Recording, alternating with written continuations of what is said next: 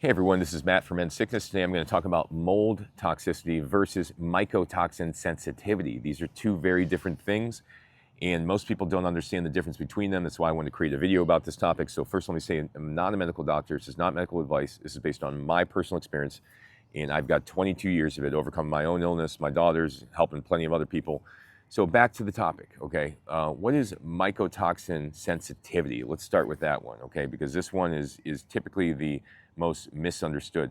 Mycotoxin sensitivity is the idea that there's small amounts of mycotoxins that could be in homes that could set people off with significant symptoms because they have been exposed in the past and they had maybe some genetic predisposition, MTHFR mutation, something like that, that prevented them from dealing with these mycotoxins in the typical manner. So what happened is when they were exposed in the past, their body created an exaggerated immune response. The mast cells create an immune response, and then the immune system started to create antibodies.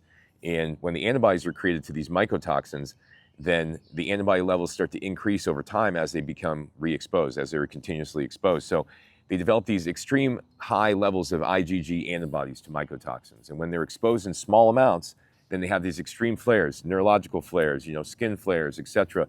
It's what you see often in extreme skin conditions, in extreme behavioral disorders, in autism, in pandas, things like that. This is what typically is going on when you have kids that have extreme issues, and it just doesn't make sense. It's these mycotoxin sensitivity that's the issue. This is what happened with my daughter. My daughter was so sick she had, seizures. She was itching herself till she bled. She had behavioral issues. She couldn't remember anything. I mean, it was just, the list goes on. I could create a whole other video about her symptoms alone. And what we eventually realized is that the low-grade exposures to these mycotoxins, when you couldn't even see mold anywhere, these low-grade exposures were causing her flares, causing her asthma within 24 hours, causing her eyes to cross, causing her neurological symptoms, etc.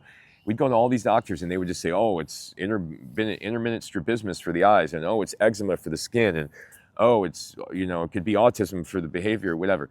But we'd never buy into that because I knew that was all BS. It was something that was causing this, right? And it ended up being mycotoxin sensitivity, okay?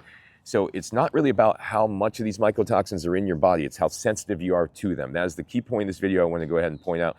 And then the next part I want to talk about is mold toxicity, okay? What is the difference between mycotoxin sensitivity and mold toxicity, okay? Mycotoxin sensitivity, and mold toxicity.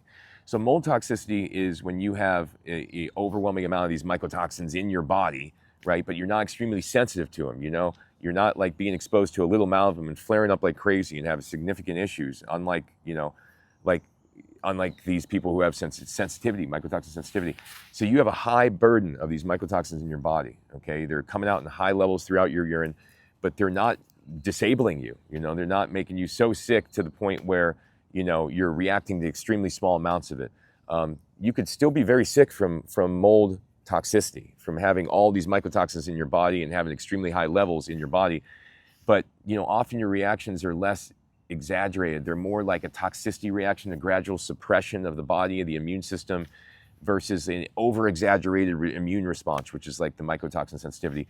Which one is worse? I mean, the mycotoxin sensitivity is much more extreme because it involves the immune system and the antibodies, The mold toxicity is something that could very much wear your body down and knock you out, but you could have extremely high levels of mycotoxins in your urine, and you could not be sick. I mean, my mom had the highest levels they had ever seen on the Vibrant Wellness test.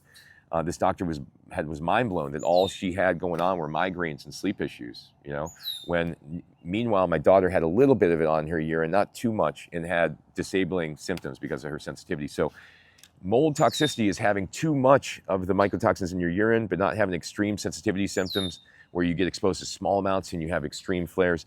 Mycotoxin sensitivity is something that you see more often in extreme health conditions where people are disabled, they have mold, they have autism, behavioral disorders. Children even get mycotoxin sensitivity often. But the reality is both of them could cause major issues. So you got to keep both in mind when you're dealing with mycotoxin illness. It could either be toxicity or it could be sensitivity. And you've got to look at both if you want to be able to rule out mold illness and be able to definitively establish if this is related to your health condition. So thanks for watching, everybody. Go to my website, endsickness.org. I get hundreds of articles, hundreds of videos teaching you how to heal yourself on there. Take care.